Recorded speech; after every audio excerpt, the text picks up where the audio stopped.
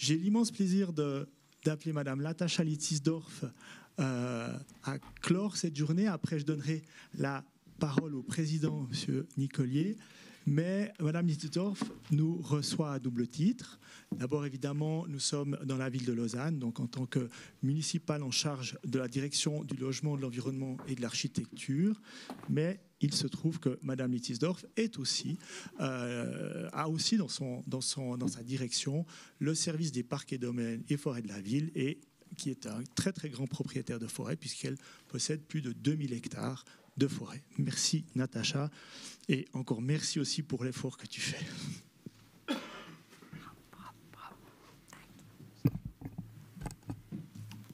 Madame la conseillère d'État, chère Béatrice, Monsieur le président de l'IGNOM, Mesdames et Messieurs, en vos titres et qualités, vous imaginez bien, c'est un tout grand plaisir pour moi d'être avec vous aujourd'hui.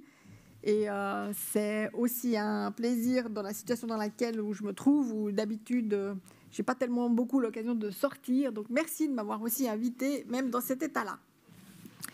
Alors, ce petit moment où je peux prendre la parole me permet bien entendu de livrer quelques messages. Et peut-être le premier, sans flagornerie, c'est des remerciements pour l'organisation de ces rencontres romandes du bois.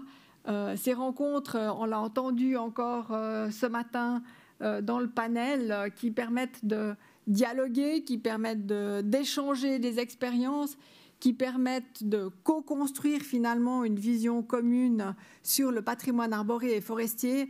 Et c'est un peu trivial de le dire, mais pas tant que ça non plus, de s'asseoir à la même table et puis d'essayer de justement, comme on l'a entendu, faire avec l'intelligence collective, faire avec des regards croisés, et puis peut-être aussi de temps en temps, et ça fait du bien et c'est normal, confronter des idées et des positions qui ne sont peut-être pas toujours identiques. Mais bref, ces rencontres, ça permet ça. Et encore une fois, ce n'est pas trivial dans le contexte qu'on connaît, avec les défis que nous avons à relever. Le deuxième message, ou la deuxième partie de mon propos, sera pour illustrer ce qu'une collectivité publique comme la ville de Lausanne peut faire.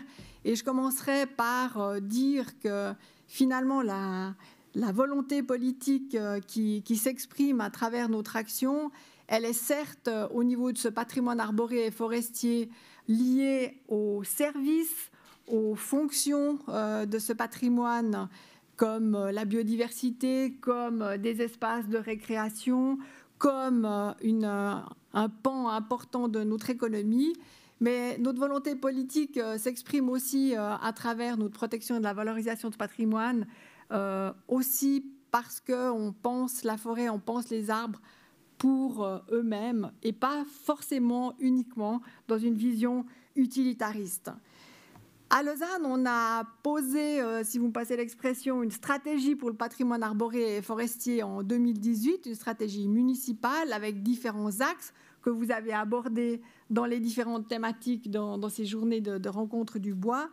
On a dernièrement, vous l'avez peut-être vu, également passer cet objectif canopé en lien avec le plan climat.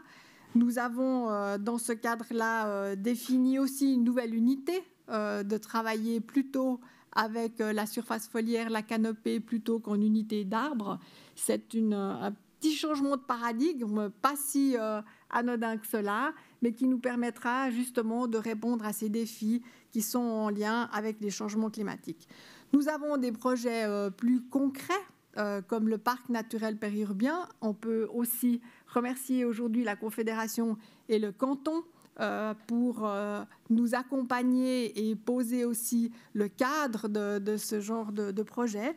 Projet qui n'est pas tout simple, on va le dire, mais aussi qui illustre ce que j'évoquais tout à l'heure et qu'on entend aussi aujourd'hui dans cette journée où on parle du vivre ensemble. Dans ce projet, c'est un axe fort que de travailler sur ce vivre ensemble, de confronter les idées et puis d'avancer sur les objectifs qui sont posés à ces différents niveaux institutionnels. Et nous sommes très fiers de pouvoir aller de l'avant avec ce genre de projet. Et puis peut-être dernier instrument qui matérialise ou qui va matérialiser cette volonté politique de la ville de Lausanne, c'est que nous travaillons, comme beaucoup de communes actuellement, sur notre plan d'affectation communale. Et là, nous souhaiterions renforcer les droits de l'arbre, surtout face aux constructions, parce qu'il y a aussi des enjeux méta à ce niveau-là. On parlait, je crois, M. Turion tout à l'heure disait qu'il fallait aussi avoir une vision holistique, et puis M. Kazemi parlait aussi de l'articulation des différentes échelles pour notre action politique. C'est aussi un élément sur lequel nous travaillons beaucoup. Troisième message, c'est pour dire que la volonté politique qu'on exprime dans des instruments, comme je viens d'évoquer, c'est bien, mais de les concrétiser puis de passer, comme on dit, de manière aussi simple, mais pas simpliste, de la parole aux actes. Quelques éléments justement qui permettront d'illustrer ces actes. Ces dernières années, cette dernière législature, nous avons en ville de Lausanne aussi beaucoup travaillé sur les arbres dans l'espace public, sur le domaine public. Et nous avons changé un peu les règles. Et chaque fois que nous devons couper des arbres pour des raisons sanitaires ou sécuritaires, avant, nous abattions un arbre, nous compensions par un arbre. Aujourd'hui, on abat un arbre sur le domaine public, on fait x3. Ce qui nous permet aussi de travailler dans cette vision holistique à ces différentes échelles, de manière à ce que, justement, on réponde aussi à ces différents enjeux que vous avez évoqués.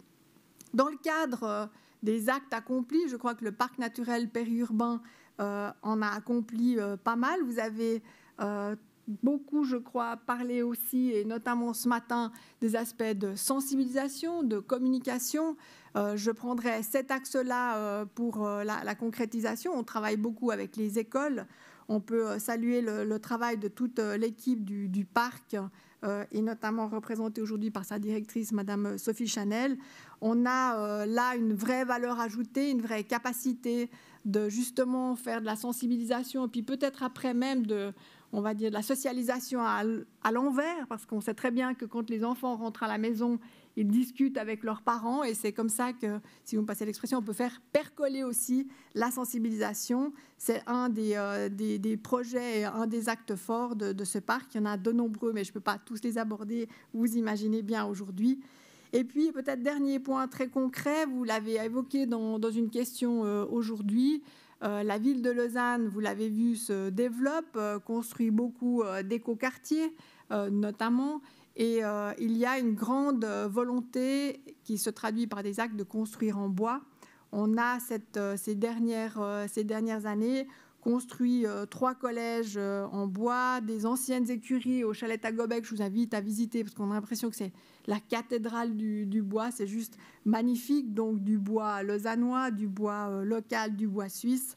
Bref, on fait aussi de ce côté-là beaucoup d'actions. Nous souhaitons aussi les développer avec ce juste équilibre dont nous avons parlé sur cette table également. Quatrième message, c'est de dire la volonté politique, c'est bien, de passer de la parole aux actes, c'est bien, mais la volonté politique toute seule, elle n'est pas grand-chose si on n'a pas une administration, et c'est là ce quatrième message, si on n'a pas une administration qui est, vous passerez l'expression, au taquet. On le voit aux différents niveaux institutionnels, confédération, canton ou commune, qui est vraiment au taquet, mais qui est surtout aussi très compétente, parce qu'il en faut des compétences. Aujourd'hui, on le sent bien avec les approches multisectorielles qu'on doit avoir, la complexité des enjeux autour du patrimoine arboré et forestier. On voit qu'on doit continuer à se former dans l'administration, et c'est ce qui est fait. Moi, je me permets, même si c'est un peu pas correct de le faire comme ça, mais de remercier vraiment mon service de tout cœur. Il y a beaucoup de compétences, il y a beaucoup de passion, il y a beaucoup aussi de créativité parce qu'il y a tout un champ d'innovation derrière les politiques publiques qui traitent du patrimoine arboré et forestier. Et là, en tout cas, on a de quoi faire et de quoi se réjouir justement au niveau de ce qui se passe de la ville de Lausanne. Et je remercie les représentants qui sont ici aujourd'hui de ce service. Parce que, comme on l'a dit tout à l'heure, oui, on peut avoir du courage politique. Je crois qu'on en a sans se taper trop sur l'épaule, mais voilà, on peut toujours faire mieux, hein, et puis on peut être encore plus courageux. Mais encore une fois, sans le travail de l'administration, il n'y a pas de flagornerie non plus là-dedans. Mais c'est juste une vision de ce système politico-administratif. Il ne se passerait pas grand-chose. Puis peut-être, dernier message, là peut-être un peu plus personnel et un peu plus en lien avec mon parcours. Bien entendu, on se pose la question de pourquoi des élus se lancent dans cette bataille, parce que des fois c'est une bataille, mais c'est une belle bataille. Pourquoi on se lance derrière la valorisation, la protection du patrimoine arboré et forestier? Alors bien sûr, en tout cas en ce qui me concerne, je me base beaucoup sur l'expérience et l'expertise des scientifiques, des experts qu'on a dans nos services, des experts qu'on a dans notre, en tout cas le canton de Vaud, notre Silicon Valley du bois. On a les grandes écoles, on a des hautes écoles. Bref, je me base beaucoup sur la construction de ma vision politique et de l'action politique sur ça. Mais au-delà justement de cela, il y a également, puis vous l'avez beaucoup cité aujourd'hui, quand on est une autorité politique, on agit sur des bases légales, donc il y a tout l'aspect normatif qu'on doit porter dans l'exercice de nos fonctions. Donc on est détenteur de la norme, on peut construire justement sa vision sur la science, mais plus que l'autorité en tant que détenteur de la norme, détentrice de la norme, il y a aussi l'autorité qui est détentrice du sens. Et ce sens, dans la valorisation et la protection du patrimoine arboré et forestier, pour moi, dans mon parcours de vie, il se base sur d'autres choses que ce que je viens d'évoquer juste à l'instant. Il se base peut-être sur mon enfance, parce que mon activité préférée, c'était de grimper aux arbres. Il se base aussi dans mon enfance, et je pense que comme chacun d'entre vous, sur un arbre totem, celui qui abritait nos joies et nos peines. Moi, c'était un tilleul au pied duquel j'allais raconter mes histoires. Et puis ça, c'est une partie de cet engagement qui fait la politique que je mène. Mais je pense plus que tout, c'est aussi des rencontres qu'on fait sur nos chemins de vie. Et il y en a beaucoup, bien entendu, dans ma vie, mais j'en citerai quelques-unes, et ce n'est pas non plus pour caresser dans le sens du poil ceux qui sont présents. Mais dans mon parcours de vie, dans ma vie précédente, j'ai eu l'occasion de siéger au Fonds suisse pour le paysage, qui est un très bel instrument de la Confédération pour valoriser les paysages traditionnels ruraux. C'est là où j'ai eu l'occasion de tirer le savoir de pas mal de personnes qui étaient là justement pour aussi transmettre ce savoir. Une autre belle rencontre, il faut le dire, Yves, c'est toi.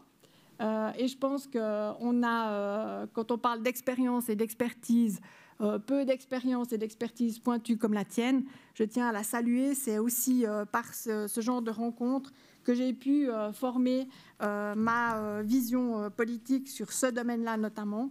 Et puis, je terminerai par un collaborateur du service Parc et Domaine, qui est Michael Rossler. Je l'appelle l'homme qui murmure à l'oreille des arbres. C'est aussi ces personnes qui m'ont offert, et c'est aussi un point important, des livres. L'homme qui plantait des arbres, de Jean Giono.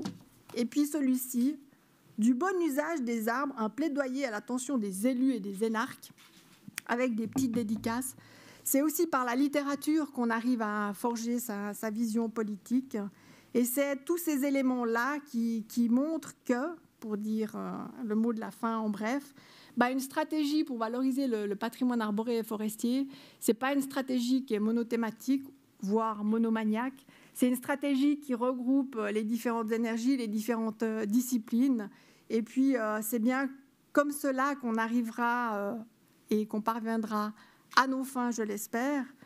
Ce que je voulais dire sur ce dernier point, c'est qu'on a beaucoup parlé dans ces rencontres, on parle beaucoup à notre esprit, à notre intelligence.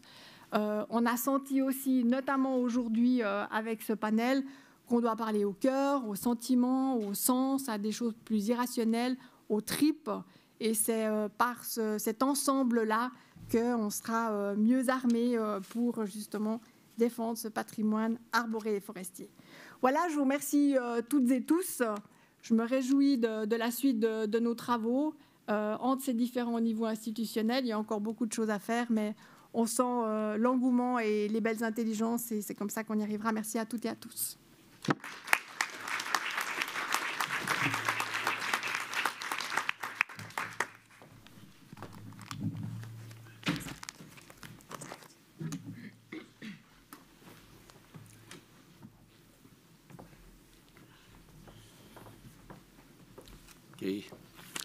Merci Madame la municipale. Ainsi donc, on arrive au terme de cette demi-journée consacrée à la forêt et par là, quelque part, au terme de ces 3 journées professionnelles dédiées au bois. Peut-être que certains participants dans la salle sont un petit peu déçus d'avoir eu beaucoup de questions et peut-être pas tout à fait toutes les réponses qu'ils auraient souhaitées à ces questions. Je ne sais pas si ça peut vous consoler, mais sachez que vous n'êtes pas seul. Hier, c'était déjà le cas. Avant-hier, c'était déjà le cas. Certainement que demain, ce sera aussi le cas. Mais vous savez aussi que tout préalable à une bonne réponse, c'est une bonne question. Et à quelque part, toutes ces questions que vous avez posées, elles donneront naissance à une synthèse et certainement que cette synthèse aura une bonne réponse. J'en suis persuadé. Comme l'a dit Madame Litzisdorf, il y a tous les services qui se penchent au quotidien sur ces questions. C'est dire qu'on a encore du pain sur la planche et on y travaillera. Il me reste donc à remercier, tout d'abord remercier Yves pour l'excellence de sa médiation ce matin et l'organisation de cette matinée. Remercier tous les intervenants, les 6 intervenants encore ici. Je n'oublie pas de remercier Sergei Yashvandan et François Margot qui viennent de nous quitter. Remercier tout particulièrement Madame Métro. Et par elle, la DGE qui nous a soutenus grandement et de manière très, très appréciée par l'organisation pour mettre sur pied ces rencontres. De même pour Madame Litzisdorf, qui, son service, là aussi, nous a soutenus superbement tout au long de cette organisation et tout au long de cette journée. Parce qu'elle n'est pas tout à fait finie, si elle se termine, comme j'ai fait allusion, pour cette partie professionnelle. Sachez qu'il y a la partie grand public qui se déroule depuis 10 heures ce matin dans les environs du stade de Pierre de Coubertin à Vidi et je ne peux que vous encourager à faire un petit saut là-bas. C'est vrai que je sens que vous allez être tiraillés entre aller voir qu'est-ce qui se passe du côté de Vidi et rester ici pour assister à 14 heures tout à l'heure. Il y aura le film La puissance de l'arbre, il faut toujours que je réfléchisse un petit peu, film de Ernest Zürcher et avec toute la participation de Kim Pache qui répondra à toutes vos questions à la fin de cette présentation. C'était quand même que je vous l'explique un peu, c'était un peu notre plan B météo, ce film cet après-midi. Dieu merci, la météo, elle n'est pas grand beau, mais elle est agréable pour se balader au bord du lac et je vous laisse le soin de choisir si vous voulez, vous préférez assister à un film ou vous rendre au bord du lac. Arrivé au terme de ces quelques propos, je ne peux que vous remercier infiniment de votre aide à la résolution des différents problèmes liés au bois. Merci beaucoup.